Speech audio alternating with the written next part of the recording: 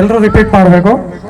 ನಾವು ಭಾರತ ದೇಶದ ಜನರು ಭಾರತವನ್ನು ಸಂಪೂರ್ಣ ಸ್ವಾಯತ್ತ ಸಮಾಜವಾದಿ ಧರ್ಮನಿರಪೇಕ್ಷ ಪ್ರಜಾಸತ್ತಾತ್ಮಕ ಗಣರಾಜ್ಯವಾಗಿಸಲು ಅದರ ಎಲ್ಲ ಪ್ರಜೆಗಳಿಗೆ ಸಾಮಾಜಿಕ ಆರ್ಥಿಕ ಮತ್ತು ರಾಜಕೀಯ ನ್ಯಾಯ ಚಿಂತನೆ ಅಭಿವ್ಯಕ್ತಿ ನಂಬಿಕೆ ಧರ್ಮ ಮತ್ತು ಪೂಜೆಯ ಸ್ವಾತಂತ್ರ್ಯ ಮಾನವ ಗೌರವ ಮತ್ತು ರಾಷ್ಟ್ರದ ಏಕತೆ ಮತ್ತು ಅಖಂಡತೆಯನ್ನು ಭದ್ರಪಡಿಸುವ ಸಮಾನತೆ ಮತ್ತು ಅವಕಾಶಗಳ ಸಮಾನತೆಯನ್ನು ಈ ಎಲ್ಲರೂ ಎಲ್ಲವನ್ನು ಖಚಿತಪಡಿಸಲು ನಮ್ಮ ನಡುವೆ ಸೋದರತ್ವವನ್ನು ವೃದ್ಧಿಸಲು ನಮ್ಮ ಸಂವಿಧಾನ ಸಭೆಯಲ್ಲಿ ಈ ನವೆಂಬರ್ 26, 1949ರಂದು ಈ ಸಂವಿಧಾನವನ್ನು ಅಂಗೀಕರಿಸಿ ಜಾರಿಗೊಳಿಸಿ ನಮಗೆ ನಾವೇ ನೀಡುತ್ತೇವೆ. ಜೈ ಭೀಮ್, ಜೈ ಸಂವಿಧಾನ. ಇತಿಹಾಸಕ್ಕೆ ಹೊಸ ತಿಲಕವ ಚಿತ್ತಿದವೋ ವೀರರೇ, ಸದನದಲ್ಲಿ ಅಮರರಾದ ಶೂರರೇ. ಇತಿಹಾಸಕ್ಕೆ ಹೊಸ ತಿಲಕವ ಚಿತ್ತಿದವೋ ವೀರರೇ, ಸದನದಲ್ಲಿ ಅಮರರಾದ ಶೂರರೇ. ನಿಮಗೆ ನಮ್ಮ ಈ ಸಲಾಮುಗಳು, ಹಗಲಿರಲು ಇರಲಿ ನಮಗೆ ನಿಮ್ಮ ನೆರಳು. ನಿಮಗೆ ನಮ್ಮ ಈ ಸಲಾಮುಗಳು, ಹಗಲಿರಲು ಇರಲಿ ನಮಗೆ ನಿಮ್ಮ ನೆರಳು. ಜಯ ಜಯ ಹೇ ಸ್ವಾಭಿಮಾನಿಗಳೇ, ಈ ಸಲಾಂ ಸಮರ ಸಿಂಹಗಳೇ.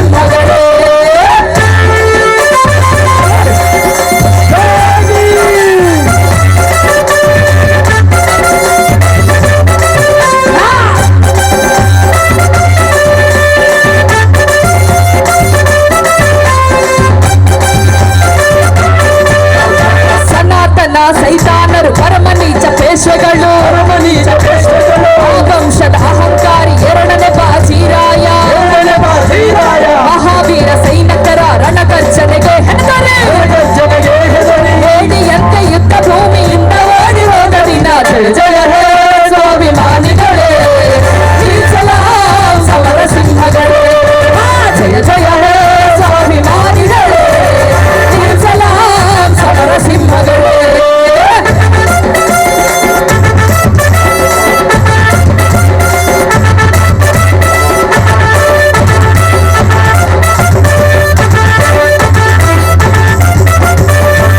ನದಿಯ ತೀರದಲ್ಲಿ ಶತ್ರುಗಳ ರಕ್ತ ಚೆಲ್ಲಿ ಭೂಮಿ ಇರುವ ತನಕ ಇಲ್ಲಿ ಎಲ್ಲ ಜನರ ಎದೆಗಳಲ್ಲಿ ಗಮನಿತರ ಸ್ವಾತಂತ್ರ್ಯಕ್ಕೆ ಮೊದಲ ಪುಟ ಕರೆದವರೇ ವಿಜಯದ ಹೊಸ ಬೀಜ ಬಿತ್ತಿ ಆಕಾಶಕ್ಕೆ ಹಾರಿದರೆ ಜಯ ಜಯ ಹೇ ಸ್ವಾಭಿಮಾನಿಗಳೇ ಸಲಾಂ ಸಮರ ಸಿಂಹಗಳೇ ಜಯ ಜಯ ಹೇ ಸ್ವಾಭಿಮಾನಿಗಳೇ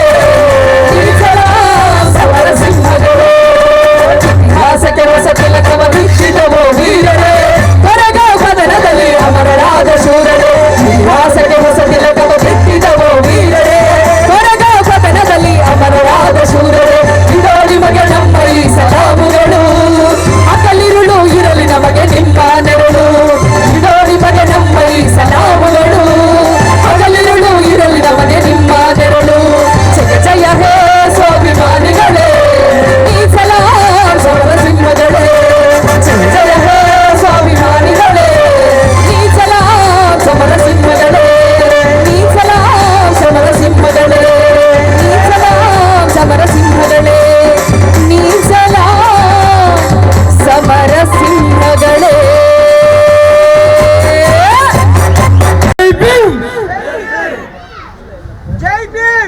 ಶಿಲ್ಘಟ್ಟ ತಾಲೂಕು ಜೈ ಭೀಮ್ ಕೂಗಿದ್ರೆ ತಾಲೂಕು ಬಿಸ್ ಸೌಂಡ್ ಕೇಳಬೇಕು.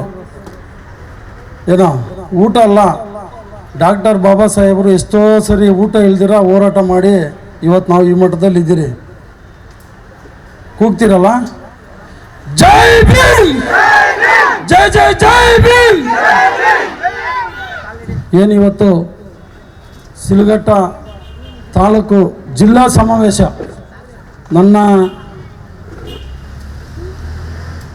ನಾನು 30 ವರ್ಷ ಚಳುವಳಿಯಲ್ಲಿ ಹೋರಾಟ ಮಾಡ್ಕೊಂಬಂದಂತನು. ಇವತ್ತು ನಾನು ಗ್ರಾಮ ಶಾಖೆ ಲೀಡ್ರ್ ಆಗಿದ್ದ, ಊರು ಲೀಡ್ರ್ ಆದಾಗ 98ರಲ್ಲೇ ನಾನು 500 ಜನ ಸೇರಿಸಿ ಭಕ್ತರಳ್ಳಿ ಗ್ರಾಮದಲ್ಲಿ ಗ್ರಾಮ ಶಾಖೆ ಓಪನ್ ಮಾಡಿದವ್ರು ನಾವು. ಅಂಥ ಹೋರಾಟ ಮಾಡ್ಕೊಂಬಂದಂಥವ್ರು. ಇವತ್ತೂ ಈ ಮಟ್ಟಕ್ಕೆ ಬರ್ಬೇಕಂದ್ರೆ ಎಲ್ಲ ಇಲ್ಲಿ ಕುಂತಿರೋ ಹೆಣ್ಮಕ್ಳು, ತಂದೆ ತಾಯಿ, ಇಲ್ಲೆಲ್ಲ ನನ್ನ ಅಣ್ಣಂದ ಭೀಮಾ ಬಂಧುಗಳು ಇವತ್ತು ಟೇಜ್ ಮೇಲೆ ಕುಂತಿದ್ದೀರೋ, ನಿಮ್ಮ ಮುಂದೆ ಕುಂತಿರೋದಕ್ಕೋಸ್ಕರ ನಾವು ಇಲ್ಲಿ ಕುಂತಿರೋದು ಆಗಿರೋದು. ಇಲ್ಲಾಂದ್ರೆ ನೀವು ಯಾರೂ ಇಲ್ಲಾಂದ್ರೆ ನಾವು ಇಲ್ಲಿ ಕುಂತ್ಕೊಳಕ್ಕಾಗ್ತಾ ಇರಲ್ಲ. ಅದರಿಂದ ಮಾತಾಡೋಕೆ ಎಲ್ಲರೂ ನಮ್ಮ ಹಿರಿಯರೆಲ್ಲ ಜಗಜೀವರಾವ್ ಅವ್ರ ಬಗ್ಗೆ, ಡಾಕ್ಟರ್ ಬಾಬಾ ಸಾಹೇಬ್ರ ಬಗ್ಗೆ ಎಲ್ಲ ಅವ್ರಿಗೆ ಗೊತ್ತಿರೋ ವಿಚಾರಗಳು 2 ನಿಮಿಷ ಮಾತಾಡಿದ್ದಾರೆ. ನಾನು ಶಿಲ್ಘಟ್ಟದಲ್ಲಿ ತುಂಬ ಆಸೆ ಇಟ್ಕೊಂಬಂದಂತನು. ಇವತ್ತು ನನ್ನ ಭೀಮಾ ಮಾರ್ಗ ಕುಟುಂಬ ಇವತ್ತು ಶಿಲ್ಘಟ್ಟದಲ್ಲಿ ಏನೋ ಮಾಡ್ಬೇಕಂತೇಳಿ ನನ್ನ ಕನಸುಗಳನ್ನ ಇಟ್ಕೊಂಡು ಬಂದಂತನು. ನಾನು ಭಾಷಣ ಮಾಡಬೇಕು, ನಿಮ್ಮನ್ನೆಲ್ಲ ಕುಳಿಸಿ ಚಪ್ಪಾಳೆ ಹೊಡ್ಕೊಬೇಕಂತ ನಾನು ಬಂದೊಂದನಲ್ಲ. ಇಲ್ಲಿ ಶಿಲ್ಘಟ್ಟದಲ್ಲಿ ಎಷ್ಟು ಜನ ಸೇರ್ತಾರೆ, ನಮ್ಮ ಹೆಣ್ಮಕ್ಳು ತಂದೆ ತಾಯಿಗಳು ಅವ್ರನ್ನ ನೋಡಬೇಕು, ಅವ್ರ ಕಷ್ಟ ಸುಖಗಳನ್ನ ತಿಳ್ಕೊಬೇಕಂತೇಳಿ ನಾನು ಬಂದಂತನು.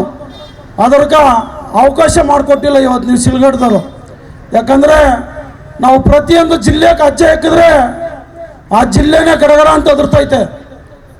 ಭೀಮಾ ಕುಟುಂಬದವ್ರು ಬರ್ತಾವ್ರೆ ಅಂದರೆ ಅಷ್ಟು ಹೋರಾಟ, ಅಷ್ಟು ಚಳುವಳಿ ಒಂದು ಹಂತಕ್ಕೆ ಹೋಗ್ತೈತೆ. ಮುಂದಿನ ದಿನಗಳಲ್ಲಿ ಶಿಲ್ಘಟ್ಟ ತಾಲೂಕಲ್ಲಿ ಪ್ರತಿಯೊಂದು ಹಳ್ಳಿನೂ ಓಡಾಡ್ತೀನಿ ನಾನು. ಯಾಕಂದರೆ ಇವತ್ತು ಇಲ್ಲಿ ಪ್ರಮಾಣ ಮಾಡ್ತಾಯಿದ್ದೀನಿ, ಪ್ರತಿಯೊಂದು ಹೆಣ್ಣುಮಕ್ಕಳು ಒಂದು ಮನೆ ಬಿಡ್ದಿರೋ ಹಳ್ಳಿಯಲ್ಲಿ ಓಡಾಡಿ ಚಳುವಳಿ ಕಟ್ತೀನಿ ನಾನು. ಯಾಕಂದರೆ ಕೆಲವು ಹಳ್ಳಿಗಳಲ್ಲಿ ನಾವು ಬಂದಿದ್ದೀರಿ, ಇನ್ನು ಕೆಲವರಿಗೆ ಮನೆ ಮಠ ಇಲ್ಲ. ಇಲ್ಲಿ ಗೆದ್ದಿದ್ದ MP MLAಗಳು MP ಅವರು ಅದು ಏನು ಮಾಡ್ತಾರೋ ಗೊತ್ತಿಲ್ಲ ನನಗೆ. ಆದರೆ ನಮ್ಮ ಭಾಗದಲ್ಲಿ ಪ್ರತಿಯೊಬ್ಬರಿಗೂ ಸೈಟ್ಗಳಿದೆ, ಪ್ರತಿಯೊಬ್ಬರಿಗೂ ಮನೆ ಇದೆ. ಅದರ ಸಿಲ್ಗೇಟ್ ಭಾಗದಲ್ಲಿ ಒಂದು ಮನೆಯಲ್ಲಿ 10 ಜನ ಮಲಗ್ತಾರೆ, ಒಂದು ಕುಟುಂಬದಲ್ಲಿ 10 ಜನ ಮಲಗ್ತಾರೆ. ಆದರೆ ರೇಷ್ಮೆ ಇಲಾಖೆ ಕೆಲಸಕ್ಕೆ ಹೋಗೋರು 250 ರೂಪಾಯಿ ಕೂಲಿ. ಯಾವ ಕಾನೂನಲ್ಲಿದೆ ಅನ್ನೋದು ಇನ್ನೂ ಗೊತ್ತಿಲ್ಲ. ಆದರೆ ಮುಂದಿನ ಹೋರಾಟ ಬೀದಿ ಹೋರಾಟ ಅಲ್ಲ, ಸರ್ಕಾರದ ಮುಂದೆ ಹೋರಾಟ ಸಿಲ್ಗಟ್ಟದಲ್ಲಿ ಮಾಡೋದು. ಕೂಲಿ 250 ರೂಪಾಯಿ ಕೂಲಿ ಅಲ್ಲ, ಸರ್ಕಾರದಿಂದ ಕೊಡಬೇಕಾಗಿರೋದು ಒಂದು ಹೆಣ್ಣು ಮಗಳಿಗೆ 500 ರೂಪಾಯಿ ಕೂಲಿ. 250 ರೂಪಾಯಿ ಕೂಲಿ ಯಾರು ಯಾವ ಕಾಲದಲ್ಲಿದ್ದೀರಿ?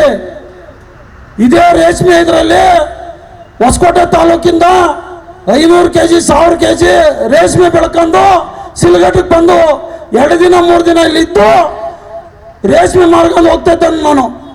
ನಾನು ರೈತರ ಮಗನೇ. ಇವತ್ತು ರೈತರು ಜಮೀನುಗಳು ಹೋಗ್ತಾ ಇದೆ, ಅದನ್ನ ಕೆಲವರು ಕೊಡಬಾರ್ದು ಅಂತೇಳಿ ತೊಂದರೆ ಮಾಡ್ತಾರೆ. ಆದರೆ ನಾವು ಆ ರೈತರ ಪರವಾಗಿ ರೈತರ ಪರವಾಗಿ ಹೋರಾಟ ಮಾಡ್ತಾ ಇದ್ದೀರಿ. ಯಾಕಂದ್ರೆ ಇಲ್ಲಿರೋ ಜನಗಳಿಗೆ ಒಂದು ಕೆಲಸ, ಒಂದು ಕಂಪನಿಗಳು ಆದರೆ ಈ ಜೀವನ ಮಾಡೋಕೆ ಒಂದು ಅನುಕೂಲ ಆಗ್ತದೆ ಅಂತೇಳಿ ಇವತ್ತು ಸರ್ಕಾರ ಇರುತ್ತಾನೆ ಹೋರಾಟ ಶುರು ಮಾಡ್ತೀವಿ ನಾವು. ಕೆಲವೇ ದಿನಗಳಲ್ಲಿ ಈ ಜಮೀನಲ್ಲಿ ಏನು ಹೋಗ್ತೈತೋ ಜಲ್ದಿ ಅದನ್ನ ಮುಗಿಸಿ ಬಡವರಿಗೆ ಪ್ರತಿಯೊಂದು ಮನೆಗೂ ಒಂದು ಕೆಲಸ ಕೊಡಬೇಕು, ಪ್ರತಿಯೊಬ್ಬರಿಗೂ ಒಂದು ಸೈಟು ಬಡವರಿಗೆ ಕೊಡಬೇಕಂತೇಳಿ ಈ ಸಭೆಯಲ್ಲಿ ನಾನು ಹೇಳಕ್ ಇಷ್ಟಪಡ್ತೀನಿ. ಇದು ಕೊಡಿಲ್ಲ ಅಂದ್ರೆ ಸಿದ್ದರಾಮಯ್ಯವ್ರ ಮನೆ ಮುಂದೆನೆ ಮುತ್ಕಿ ಹಾಕೋ ಕೆಲಸ ನಾವು ಮಾಡ್ಬೇಕಂತ ಈ ಭರವಸೆ ಎಲ್ಲರೂ ನಾವು ಇಡೀ ಚಳವಳಿ ಏನ್ ನಮ್ದು 28 ಜಿಲ್ಲೆ ಏನಿದೆ ಬೆಂಗಳೂರಲ್ಲಿ 10,000 ಜನ ಸೇರಿ ಮುಂದಿನ ದಿನದಲ್ಲಿ ಹೋರಾಟ ಮಾಡ್ಬೇಕಂತೇಳಿ ತೀರ್ಮಾನ ಹಾಕೊಂಡಿದ್ರೆ ಅದಕ್ಕೆಲ್ಲ ನೀವು ಸಿದ್ಧ ಅಂತ ಆಗಿರ್ಬೇಕು. ನೀವು ಒಂದು ಪಟ್ಟಿ ಕೊಡ್ಬೇಕು ನಮ್ಗೆ. ಯಾರಿಗೆ ಮನೆ ಇಲ್ಲ, ಯಾರ ಕೆಲಸ ಇಲ್ಲ, ಅದೊಂದು ಪಟ್ಟಿ ಕೊಡ್ರಿ. ಸರ್ಕಾರ ಗಮನಕ್ಕೆ ತರೋಣ. ನಮ್ಗೆ ದುಡ್ಡು ಕಾಸು ಬೇಡ, ನಮ್ಗೆ ಬಸ್ ಫ್ರೀ ಬೇಡ, ನಮ್ಗೆ ಮನೆ ಬೇಕು, ಕೆಲಸ ಬೇಕು. ಮನೆ ಕೆಲಸ ಇದ್ರೆ ನಾವು ಯಾರನ್ನ ಬೇಕಾದರೂ ಸಾಕ್ಬೋದು. ನಾವು ಯಾರ ಮನೆ ಮುಂದೆ ಭಿಕ್ಷೆ ಬೇಡವಲ್ಲ. ನಮ್ಮಕ್ಕನ ನಾವು ಕೇಳ್ತಾ ಇರೋದು, ಬಾಬಾ ಸಾಹೇಬ್ರು ಇವತ್ತು ಓಟ್ ಹಕ್ಕನ್ನ ಕೊಡಿಲ್ಲ ಅಂದ್ರೆ ಇವತ್ತು ಯಾರು ನಾವು ಇಲ್ಲಿ ಕುಂತ್ಕೊಳಕತ್ತಿರಲ್ಲ. ಯಾರು ಇವತ್ತು ನಗರಸಭೆ ಇನ್ನೊಂದು ಬರೋ ತಿಂಗಳು ಓಪನ್ ಆಗ್ತೈತೆ, ಎಲೆಕ್ಷನ್ ಬರ್ತೈತೆ. ನಾವು ಓಟ್ ಹಾಕ್ದ್ರೆ ಅದ್ರಕ್ಕೆ ಹೋಗಿ ನಿಂತ್ಕೊಳ್ಳೋದು. ನಾವು ಓಟ್ ಹಾಕಿಲ್ಲ ಅಂದ್ರೆ ಯಾರು ವಿಧಾನಸೌಧಕ್ಕೆ ಹೋಗೋಕ್ಕಾಗಲ್ಲ, ಒಂದು ಪಂಚಾಯತಿಗೆ ಹೋಗೋಕ್ಕಾಗಲ್ಲ. ದಯವಿಟ್ಟು ಇಲ್ಲಿ ಕುಂತಿರೋರು ಯೋಚನೆ ಮಾಡ್ರಿ, ಯಾರಿಗೆ ಓಟ್ ಹಾಕ್ಬೇಕು, ಯಾರನ್ನ ಗೆಲ್ಲಿಸ್ಬೇಕು, ನಮ್ಗೆ ಯಾರು ಅನುಕೂಲ ಮಾಡಿಕೊಡ್ತಾರೆ ಅವ್ರನ್ನ ಒಳ್ಳೆ ಲೀಡರ್ಗಳನ್ನ ಆಯ್ಕೆ ಮಾಡ್ರಿ. ಬಿರಿಯಾನಿಕ ಸೀರೆಕ ಅದಕ್ಕೆ ಆಸೆ ಬಿಡಬೇಡ್ರಿ. ನಿಮಗೆ ಸೀರೆ ಬಿರಿಯಾನಿ ಬೇಕಂದ್ರೆ ಹೇಳ್ರಿ, ನಾನೇ ಕೊಡ್ತೀನಿ. ನಿಮ್ಗೆ ಎಷ್ಟು ಬೇಕು ಸೀರೆ ಆಗಲಿ ಬಿರಿಯಾನಿ ಆಗಲಿ ನಾನೇ ಮಾಡಿಸಿ ಹಾಕ್ತೀನಿ. ಸಿಲ್ಗಟ್ಕ ಊಟ ಕೊಡೋದ್ರಲ್ಲಿ ನಾವು ಅದೇನಿಲ್ಲ. ಬಾಬಾ ಸಾಹೇಬರು ತುಂಬ ಅವ್ರ ಋಣದಿಂದ ಬದುಕ್ತಾ ಇರೋರು ನಾವು. ಯಾವತ್ತು ಎಲೆಕ್ಷನ್ಗಳಲ್ಲಿ ಸೀರೆಗ ಬಿರಿಯಾನಿ ಕೈ ಇಟ್ಬೇಡ್ರಿ. ನಮಗೆ ಕೆಲಸ ಬೇಕು, ನಮ್ಗೆ ಮನೆಗಳಿಲ್ಲ, ನಮ್ಗೆ ಸೈಟ್ ಕೊಡಿಸ್ರಿ ಅಂತ ಕೇಳಿ ಟೇಬಲ್ ಗುದ್ದು ಕೇಳ್ರಿ, ಕೆಲಸ ಮಾಡ್ಕೊಡ್ರಿ ದಯವಿಟ್ಟು. ಯಾಕಂದ್ರೆ ಇವತ್ತು ಸಿಲ್ಗಟ್ಗ ನಾವು ಇವತ್ತು ಕೆಲವೇ ಲೀಡರ್ಸ್ ಬಂದಿದ್ದೀರಿ. ಎಲ್ಲ ಜಿಲ್ಲೆಯಿಂದ ನಾವು ಕರೆ ಮಾಡಿದಿದ್ರೆ ಇವತ್ತು 2,000 ಜನ ಸಿಲ್ಗಟ್ಟದಲ್ಲಿರೋರು. ಏನು ಹೇಳ್ರಿ, 2,000 ಜನ ಸಿಲ್ಗಟ್ಟದಲ್ಲಿರೋರು. ಅದರಿಂದ ಮುಂದಿನ ದಿನಗಳಲ್ಲಿ ನಾವು ಮೊದಲು ಆ ಕಾಲದಲ್ಲಿ ಮಧ್ಯಾಹ್ನ ಅಣ್ಣವ್ರು ಹೇಳ್ದಂಗೆ ಮಡಿಕೆ ಕಟ್ಕೊಂಡು ಹಿಂದೆ ಪಡಿಕೆ ಕಟ್ಕೊಂಡು ನಮ್ಮ ಎಂಜಲ್ನ ಮಡಿಕೆಯಲ್ಲಿ ಉಗಿಬೇಕಾಯ್ತು. ನಾವು ಹಾಕೋ ಹೆಜ್ಜೆ ಪಡಿಕೆಯಲ್ಲಿ ಗುಡಿಸ್ಕೊಂಡು ಹೋಗ್ಬೇಕಾಯ್ತು. ಒಂದು ತಣಿಗೆ ಕಂಚಿನ ತಣಿಗೆಯಲ್ಲಿ ಹೊಡ್ಕೊಂಡು ಮಧ್ಯಾಹ್ನ 12 ಗಂಟೆ ಊರೊಳಗಡೆ ಬರಬೇಕಾಗಿತ್ತು. ಅಂತ ಸಿಜನ್ಗಳು ಅವಾಗಿತ್ತು. ಓದಕ್ಕೆ ಬಿಡ್ತಾ ಇರಲ್ಲ. ಎಲ್ಲನ ದೊಡ್ಡವ್ರ ಮಕ್ಕಳು ಓದ್ತಾವ್ರು ಕೇಳಿಸ್ಕೊಂಡ್ರೆ ನಾಲ್ಗೆ ಕಟ್ ಮಾಡೋರು, ಸೀಸ ಕಾಸಿ ಕಿವಿಯಲ್ಲಿ ಬಿಡೋರು. ಇವತ್ತು ಯಾವುದೂ ಇಲ್ಲ ಅಲ್ಲಿ. ಇವತ್ತು ಪ್ರತಿಯೊಂದು ಸ್ಕೂಲಲ್ಲಿ ಕಾಲೇಜ್ಗಳಲ್ಲಿ ನಮ್ಮ ಮಕ್ಕಳೇ ಒಳ್ಳೆ ರ್ಯಾಂಕ್ ತಗೊಂತವ್ರೆ. ಇನ್ನ ಮಕ್ಕಳು ಓದಬೇಕು. ಬಡ ಮಕ್ಕಳು ಯಾರನ್ನ ತುಂಬಾ ಬಡ ಮಕ್ಕಳಿದ್ರೆ ಒಂದು ಪಟ್ಟಿ ಕೊಡ್ರಿ. ನಮ್ಮ ಜಿಲ್ಲಾ ಸಂಚಾಲಕರು ನಾಗವಣ್ಣಕ್ಕನವ್ರಿಗೆ ಒಂದು ಪಟ್ಟಿ ಕೊಡ್ರಿ. ಅದ್ರಿಗೆ ಬುಕ್ಸು ಬ್ಯಾಗ್ ಏನು ಬೇಕೋ ಅದನ್ನ ನಾವು ಮುಂದಿನ ದಿನಗಳಲ್ಲಿ ಸ್ಕೂಲ್ಗಳು ಓಪನ್ ಆಗೋ ಪಟ್ಟಿಗೆ ಎಲ್ಲ ಮಕ್ಕಳು ಬಡ ಮಕ್ಕಳಿಗೆ ನಿಮ್ಮ ಹಳ್ಳಿಗೆ ಬಂದು ನಾವೇ ಕೊಡ್ತೀರಿ. ಅದನ್ನು ಒಂದು ಪಟ್ಟಿ ಮಾಡಿಕೊಡ್ರಿ. ನಮ್ಮ ನಾಗವನಕ್ಕನವ್ರಿಗೆ, ಜಿಲ್ಲಾ ಸಂಚಾಲಕರವ್ರಿಗೆ, ನೀವು ತುಂಬ ಬಡವರು, ಯಾರು ನಮಗೆ ಓದ್ಸಕ್ಕ ಶಕ್ತಿ ಇಲ್ಲ ಅನ್ನೋರು ಒಂದು ಪಟ್ಟಿ ಮಾಡಿಕೊಟ್ರೆ ಇವತ್ತಿಗೆ ನಾವು ಹೆಚ್ಚು ಕಡಿಮೆ ಒಂದು 10,000 ಬುಕ್ಸ್ ಕೊಟ್ಟಿದ್ದೀರಿ. ನಮ್ಮ ಚಳುವಳಿಗಳಲ್ಲಿ ಡೆಲಿವರ್ ಆದರೆ 3,000 ರೂಪಾಯಿ ಹೆಣ್ಮಕ್ಳು ಕೊಟ್ಟಿದ್ದೀರಿ. ಸಿಲ್ಗಟ್ಟು ಭಾಗದಲ್ಲಿ ಒಂದು 10-12 ಜನ ಕೊಟ್ಟಿರ್ಬೋದು.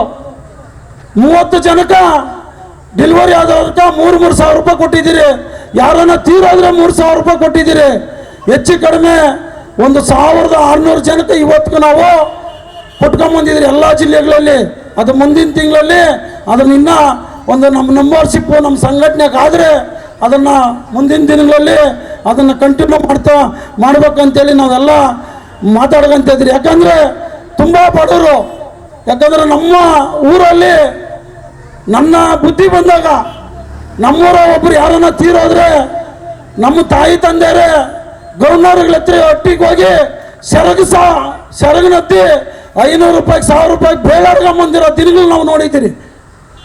ಆ 1,000 ರೂಪಾಯಿ ತಗೊಂಬಂದು ಮಣ್ಣು ಮಾಡಿ 2 ದಿನಕ್ಕೆ ತಿರುಗಿ ಕೂಲಿಗೆ ಹೋಗ್ಬೇಕಾಗಿತ್ತು. ಆ ದಿನ ಬರಬಾರ್ದು ಅಂತೇಳಿ ತುಂಬ ಬಡವ್ರಿಗೆ ನಮ್ಮ ಚಳುವಳಿಯಿಂದ ಹೆಣ್ಣು ಮಕ್ಕಳಿಗೆ ಡೆಲಿವರಿ ಆದರೆ 3,000 ರೂಪಾಯಿ, ಯಾರನ್ನ ಬಡವರು ತೀರೋದ್ರೆ 3,000 ರೂಪಾಯಿ ಕೊಡೋ ಕೆಲಸಗಳು ನಾವು ಮಾಡ್ತಾಯಿದ್ದೀರಿ. ಅದನ್ನು ಸ್ವಲ್ಪ ದಿನ ಸ್ಟಾಪ್ ಮಾಡಿದ್ರಿ. ಯಾಕೆ ಸ್ಟಾಪ್ ಮಾಡಿದ್ದೀರಿ ಅಂದರೆ ನಮಗೆ ಒಂದು ರಸೀದಿ ಕೊಟ್ಟಿದ್ರು, ಆ ರಸೀದಿ ರಿಟರ್ನ್ ಕೊಡಿಲ್ಲ. ಅದನ್ನು ಇವತ್ತು ಸಾಯ್ತಾವ್ರೆ ಅಂದರೆ ಒಂದು ಹಿಂದಿನ ಡೇಟಲ್ಲಿ ಒಂದು 8 ದಿನ ಡೇಟ್ ಹಾಕಿ ನಮ್ಗೆ ವಾಟ್ಸಪ್ ಮಾಡೋರು, ಅಣ್ಣ ನಾವು ನಂಬರ್ಶಿಪ್ ಮಾಡಿದ್ದೀರಿ ಕಳಿಸಿರಿ ಅಂತ. ಅದಕ್ಕೋಸ್ಕರ ಅದು ಆಗಬಾರ್ದು ಅಂತೇಳಿ ಸ್ಟಾಪ್ ಮಾಡಿದ್ದೀರಿ. ಮುಂದಿನ ದಿನಗಳಲ್ಲಿ ನಂಬರ್ಶಿಪ್ ಯಾರು ಆಗ್ತೀರೋ ನಮ್ಮ ಚಳುವಳಿಗೆ ಒಂದು ನಂಬರ್ಶಿಪ್ ಲಿಸ್ಟ್ ಕೊಟ್ಟರೆ ಅದನ್ನು ತುಂಬ ಬಡವರು ಅಂಥವ್ರು ಕೊಟ್ಟರೆ ಅದನ್ನು ಕಂಟಿನ್ಯೂ ಮಾಡ್ಬೇಕಂತ ಹೇಳ್ತಾ, ಯಾಕಂದರೆ ಬಾಬಾ ಸಾಹೇಬ್ ಋಣದಿಂದ ನಾವು ಬದುಕ್ತಾ ಇರೋರು. ಆ ಋಣ ನಾವು ಎಂದೆಂದಿಗೂ ಇನ್ನು 10 ಜನ್ಮ ಎತ್ತರೂ ಬಾಬಾ ಸಾಹೇಬ್ ಋಣ ತೀರ್ಸೋಕ್ಕಾಗಲ್ಲ. ಆ ಇರೋವರೆಗೂ ನಮ್ಮ ಆ ಋಣ ತೀರಿಸಿ ನಾವು ಸಾಯ್ಬೇಕು ಅಂತೇಳಿ ತೀರ್ಮಾನ ಹಾಕೊಂಡಿದ್ರಿ. ಯಾಕಂದರೆ ಇವತ್ತು ಹುಟ್ಟಿದವ್ರು ನಾಳೆ ಸಾಯಬೇಕು. ಆದರೆ ಒಂದು ಇತಿಹಾಸದಲ್ಲಿ ಒಂದು ಹೆಸರಿರಬೇಕು, ಆ ಹೆಸರು ಮಾಡಿ ಸಾಯ್ಬೇಕು ಏನೋ. ಅದರಿಂದ ಇವತ್ತು ಸಿಲ್ಗಡ್ಗ ಗ್ರಾಮದಲ್ಲಿ ಎಲ್ಲರೂ ಬಂದಿರೋ ಅಕ್ಕ ತಂಗಿಯವ್ರಿಗೆ, ಇಲ್ಲಿ ಕುಂತಿರೋ ಎಲ್ಲ ನನ್ನ ಅಣ್ಣ ತಂದೆ ತಾಯಿಗಳಿಗೆ ಎಲ್ರಿಗೂ ಜೈ ಭೀಮ್ ಹೇಳ್ತಾ, ಜೈ ಭೀಮ್, ಜೈ ಭಾರತ್ ಮಾತೆ.